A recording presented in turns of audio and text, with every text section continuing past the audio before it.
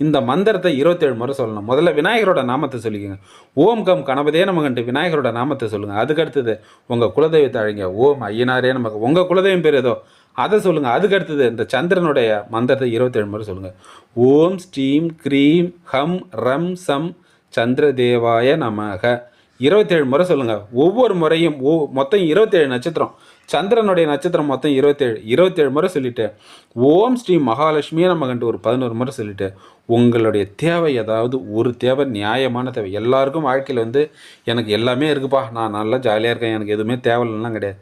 எல்லாருக்கும் எவ்வளவோ தேவைப்படுது, சரிங்களா? எல்லாரும் ஓடிக்கின்னு இருக்கோம். அதில் முக்கியமான ஒரு தேவையை சொல்லுங்கள். அது உங்களுக்கு கிடைச்ச பிறகு அதுக்கடுத்து வர்ற 3ஆம் பிறை சந்திர தரிசனத்துக்கு வேறு ஒரு தேவையை சொல்லுங்கள். எதையாவது ஒரு கோரிக்கை மட்டும் கேளுங்க. கேட்டுட்டு அதுக்கான நீங்கள் மட்டும் உங்கள் வேலையை பாருங்கள். பிரபஞ்சம் கரெக்டாக உங்களுக்கு கிடைக்கும், சரிங்களா?